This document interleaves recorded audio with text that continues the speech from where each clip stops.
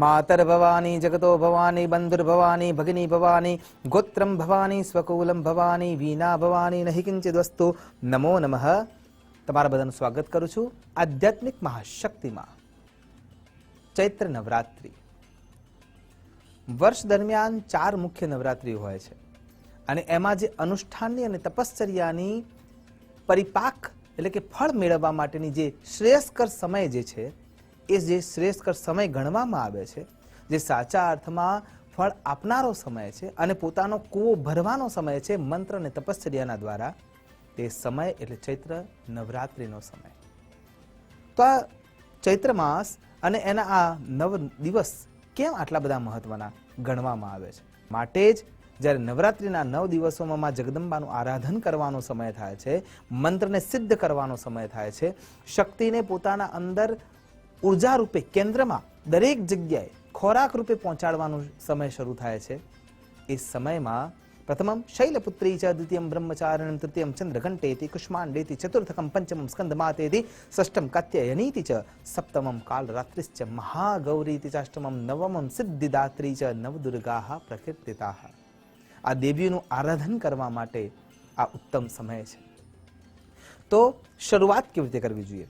સૌથી પહેલા ઘરના જે પૂર્વ દિશા તરફ દિવાલ આવી છે એ દિવાલના આગળના ભાગમાં બાજોટ રાખવાનો છે। બાજોટ શક્ય હોય ત્યાં સુધી કોઈ પણ એવી ધાતુનો ના હોવો જોઈએ જે નિકૃષ્ટ ગણવામાં આવે છે, એટલે કે લોખંડનો બાજોટ ના રાખી શકાય।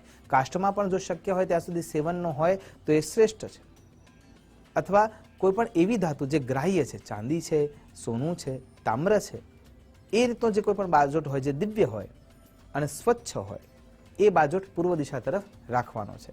એના ઉપર લાલ રંગનું વસ્ત્ર બિછાવવાનું છે। ત્યાં 2 પ્રકારના ધાન્યથી આપણે પૂજિત કરી શકીએ। એમાં સૌથી પહેલા ઘઉં પણ ચાલે, કેમ કે એ ષોડશ માતૃકાના માટેનું નૈવેદ્ય ગણવામાં આવે છે, અથવા ચોખા જે અષ્ટદળ બનાવીને તમે રાખી શકો છો। એટલે કે એ જે સ્થાપન તમે મૂક્યું છે લાલ રંગનું, એના ઉપર ઘઉં અથવા ચોખાની ઢગલી કરવાની છે અને એ ઢગલી કર્યા પછી હાથથી એમાં પાંદડાનો એવો આકાર આપવાનો છે જેને 8 પાંદડીઓ છે અને વચ્ચે એનો મુખ્ય ભાગ છે જ્યાં પરાગ છે। તો એ ભાગ રીતે ભગવાનની સ્થાપના કરવા માટે એ અષ્ટદળ જેને કહેવામાં આવે છે એ અષ્ટદળ તમારે તૈયાર કરવાનું છે।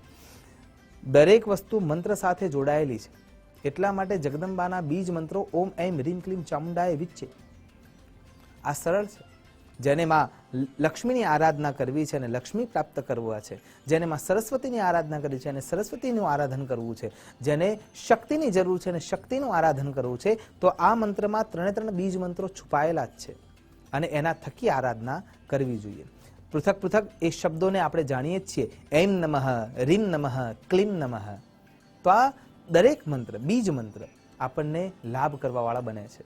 તો મંત્ર સાથે આરાધન કરવું એ ખૂબ જરૂરી છે। હા, ભાવના એમાં જોડાય તો ઈશ્વરને સુધી એ ટંકાર પહોંચે છે, એમાં કોઈ જ બેમત નથી, પણ શક્ય હોય ત્યાં સુધી મંત્ર થકી સુયોગ્ય બ્રાહ્મણ દ્વારા સ્થાપન કરાવવું જોઈએ। તો ઘટ સ્થાપનની શરૂઆત થઈ ગઈ છે। તમે બાજોટ પૂર્વ દિશા તરફ રાખી દીધો છે, એના ઉપર લાલ સ્થાપન પાથરી દીધું છે, એના ઉપર અન્ન દ્વારા એટલે કે ઘઉં અથવા ચોખા દ્વારા અષ્ટદળ બનાવી દીધું છે અને ત્યાં સુપર્ણ એટલે કે સુયોગ્ય, ક્યાંયથી પણ કપાયેલું ના હોય, ક્યાંયથી પણ કોઈ જીવાત્માએ ખાધેલું ના હોય, તોડેલું ના હોય, બગડેલું ના હોય, સડેલું ના હોય એવું પણ, જેમાં સેવનનું પાન પણ ચાલે, નાગરવેલ એટલે કે કપૂરી પાન પણ ચાલે, આંબાનું પાન પણ ચાલે અને એની જગ્યાએ પીપળો હોય તો પીપળાનું પાન પણ તમે લઈ શકો છો। તો એ પાન અને આસોપાલવ તો સર્વશ્રેષ્ઠ વિદિત છે, એટલા માટે એ પાન પર રાખી શકાય છે। આમાંથી જે પાન તમને સુલભ થાય એ પાન એના ઉપર અર્પણ કરવાનું છે, મૂકવાનું છે, સ્થાપિત કરવાનું છે અને એના ઉપરમાં જગદંબાનો ફોટો અથવા માતાજીની મૂર્તિ સ્થાપિત કરી શકાય છે અને ત્યાં ષોડશોપચાર દ્વારા જગદંબાનું આરાધન કરીને પૂજન કરવાનું છે। ત્યારબાદ એક કોડિયામાં કે એક પાત્રમાં માટી ભરી અને એના અંદર જવ દ્વારા મિશ્રિત કરવાની છે માટીને અને જવ અંદર ઉમેરી અને એમાં પાણી ભરવાનું છે। એ વખતે પણ માં ધરતીને એવી પ્રાર્થના કરવાની છે કે આ જે ઝવેરા હું ઉગાડવા માટે જઈ રહી છું કે જઈ રહ્યો છું, એ ઝવેરા જેમ જેમ ઉગે એમ એમ મારા જીવનના અંદર હરિતતા આવી જોઈએ, આર્દ્રતા આવી જોઈએ અને ધર્મ પ્રત્યેની જાગૃતતા આવી જોઈએ અને મારા ઘર પરિવારના અંદર સુખ સુવિધા આવે, એ પ્રમાણેની પ્રાર્થના કરી અને ઝવેરા માં જગદંબાના સ્થાપનના આગળના ભાગમાં, ખાસ કરીને જમણી બાજુમાં એ રાખવા જોઈએ। ત્યાં એક અખંડ દીવો આપણે સ્થાપિત કરવો જોઈએ, જે જગદંબાના જમણા હાથ તરફ જ હોય છે, જે ઘી દ્વારા બનેલો છે. અને એમાં જે ઘી વાપરીએ છીએ એ પણ ગાયનું હોવું ખૂબ આવશ્યક છે. અન્ય કોઈ ઘી એમાં યોગ્ય નથી. એ પ્રમાણે જ્યારે તેલનો દીવો આપણે કરીએ છીએ તો એ જગદંબાના બાજોઠના ડાબા હાથમાં, એટલે કે જે દિશામાં તમે જગદંબાને બેસાડ્યા છે તો માતાજીના જમણા હાથે ઘૃત એટલે કે ઘીનો દીવો હોવો જોઈએ અને માતાજીના ડાબા હાથે તેલનો દીવો હોવો જોઈએ. અને એને પણ સ્થાપિત કરતા પૂર્વે એટલું ધ્યાન આપવું જરૂરી છે કે દીવાને સીધે સીધા જમીન ઉપર રાખી ન શકાય. એના નીચે પણ કોઈ પણ ધાન્ય એની ઢગલી કરવી અથવા કોઈ પણ પાનનો આછોડ આપવો જરૂરી છે અને પછી જ એને સ્થાપિત કરવું યોગ્ય રહેશે. કેમ કે અગ્નિને સીધે સીધું નીચે સ્પર્શ કરાવવું એ પણ શાસ્ત્રના નિયમોના વિરુદ્ધ માનવામાં આવે છે. ત્યાંથી આગળ જ્યારે વિચાર કરીએ છીએ, જ્યારે ભગવતી પરાંબિકા રાજરાજેશ્વરીની આરાધના આપણે કરવાની શરૂઆત કરીશું ત્યારે ઘટ સ્થાપન કરવાનું હોય છે. એમાં પણ બે પ્રકારના ઘટ હોય છે. એક પૂર્ણ ઘટ છે, જ્યાં તમે માટીનું ખામણું તૈયાર કર્યું છે, એમાં સપ્તધાન તમે એમાં ઉમેરી રહો છો. પછી એ ખામણાને ભેગું કરી અને એ જગ્યાએ એક સરસ મજાનો ખાડા જેવો ભાગ કરી દેશો વચ્ચેના ભાગમાં, અને આજુબાજુમાં એ માટીના અંદર અનાજના દાણા તમે સપ્તધાન રૂપે રાખેલા છે. ત્યાં તમે આખો ગળો જે છે એ ગળાના અંદર પુણ્યાહ વાચન પ્રયોગ એ ક્રિયા કર્યા પછી એને સ્થાપિત કરી શકો છો. સરળ ભાષામાં જો વિચારવા જઈએ તો સૌથી પહેલા ગળાના અંદર પાણી ભરવાનું છે, એના મુખના ભાગના ઉપર 5 પલ્લવ મૂકવાના છે, અંદર ચોખા, હળદરનો ટુકડો, 1 રોકડો રૂપિયો, સોપારી, સપ્તધાન અને અન્ય ઔષધિ તત્વો આપણે એમાં રાખવાના હોય છે. જે ઔષધિ તત્વો તમે એમાં રાખો છો એ ઔષધિ તત્વો રાખ્યા પછી એના ઉપરના ભાગમાં તમારે શ્રીફળ દ્વારા એને ઉપરના મુખ ભાગને બંધ કરવાનું રહેશે અને ત્યાં પુષ્પ અને કંકુ દ્વારા 5 તિલક કરશો, પુષ્પનો શણગાર કરશો. પુષ્પના આજુબાજુમાંથી રાખેલો એવો શણગાર હોવો જોઈએ કે જે જ્યારે તમે દરરોજ પુષ્પને જ્યારે સાંજ કે સવારે બદલો છો ત્યારે એ કળશને વારે વારે હટાવવો પડે નહીં, હલાવવો પડે નહીં. તો આ જે ક્રિયા છે એ ધ્યાન રાખવાની જરૂરિયાતવાળી ક્રિયા છે કે એકવાર ઘટ સ્થાપન કર્યા પછી એને વારે વારે એ જગ્યા ઉપરથી ઉપાડવો ન જોઈએ. ઘટ સ્થાપન કર્યા પછી ત્યાં જે જગ્યાએ તમે નવરાત્રી દરમિયાન નિયમોથી બદ્ધ રહેવું જરૂરી છે અને તો તપશ્ચર્યા થઈ શકે છે. એટલે નિયમોથી જ્યારે તમે બદ્ધ રહો છો એ સમય સૌથી પહેલો નિયમ છે સ્નાનાદિક કર્મ કર્યા પછી જ મંદિરના નજીકના ભાગમાં કે જ્યાં માતાજીનું સ્થાપન કર્યું છે ત્યાં પહોંચવું, એના સિવાય નહીં. બીજો નિયમ છે ઉપવાસી રહેવું. જે પ્રમાણેના તમારા નિયમ હોય એ પ્રમાણેના શક્ય હોય ત્યાં સુધી એ નિયમોને ચુસ્તતાથી પાલિત કરવા જરૂરી છે. જ્યારે તમે ત્યાં આસન પર બિરાજમાન થાઓ છો તો એક આસન હોવું જોઈએ, એક સમય હોવો જોઈએ, એક માળા હોવી જોઈએ અને એક મંત્ર હોવો જોઈએ.